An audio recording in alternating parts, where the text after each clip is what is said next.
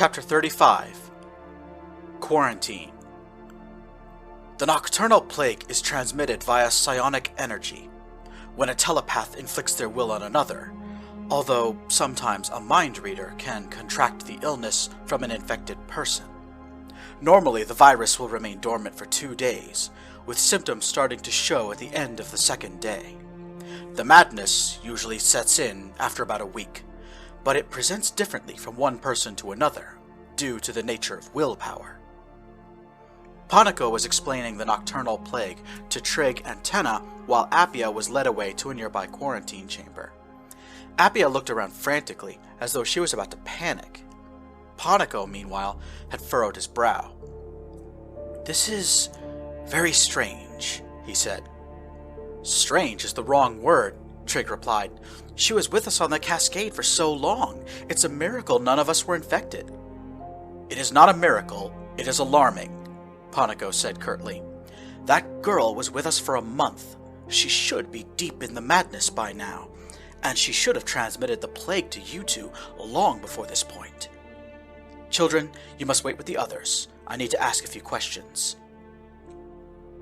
Panico turned to face one of the MSI contractors, but was alarmed to see a small group of armed Olenbar now gathering nearby. One of them broke from the group and approached, his blaster rifle pointing at the floor. "Master Vitruvius has been made aware of your arrival, and of the complication," the security contractor said. "He is eager to speak to Trig Shepminter. Unfortunately, we must take all potential infections seriously. You and your shipmates must pass through decontamination before you may enter the Shroudwalker Enclave." Trig protested. Cantor objected. Every member of the Resonance Cascade verbally resisted the idea of being put into quarantine, but there was nothing to be done. The crew was led away from the docks. The decontamination chamber was divided into cells. Each could hold a maximum of 4 people. Tenna, Kara, and Selborn were placed in a cell together. Trig, Cantor, Glossum, and Anfel were housed together, while Panico, Roulan, and Bronley were sent to another cell. Meanwhile, Appia was placed into a cell by herself, very far away from everyone else. "How long do we have to stay here?" Trig asked one of the contractors before the door was sealed. 2 Tritonus days, replied the man. "That's how long it takes for symptoms of the nocturnal plague to manifest. Your infected friend will need a little longer for her treatments to set in, assuming she doesn't begin to show symptoms in the meantime. Rest and wait. Food and water will be provided, and there is an entertainment center with pre-programmed shows and live news.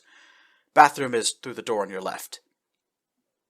And just like that, Trig was left alone with 3 mercenaries in the quarantine chamber. An eerie blue light shone down from above. Glossum punched the wall in anger. "Damn it!" he shouted. "We don't have 2 days." "You're right," Cantor said. "Shepminter's math didn't account for a 2-day delay. Alex Canberra will have reached Tritonus by then." "There's got to be something we can do," Trig said. He was thinking aloud. "We can't just sit here. We've got to do something." Cantor pushed the intercom button and began to argue with the local security chief. Anfel picked up a remote control and started channel surfing on the wall-mounted television.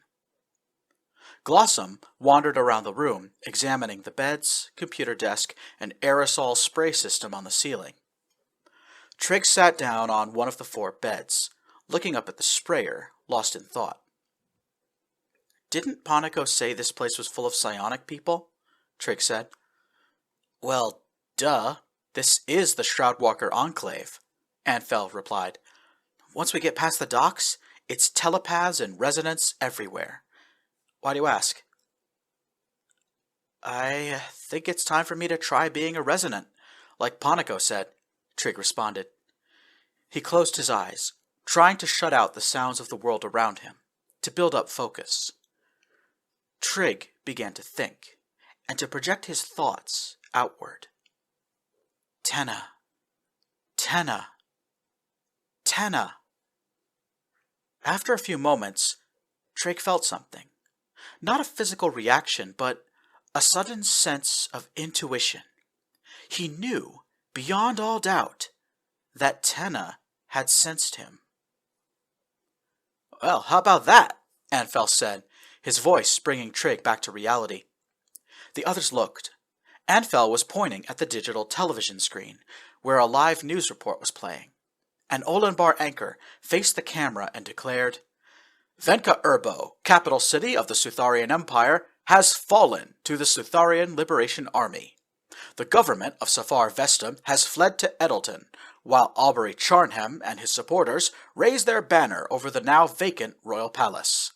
Aubrey Charnham has proclaimed the imminent restoration of the Sutharian Republic and issued an invitation to former President Pangur Vestum to return from his exile on the Lightwater Moon to form a new government.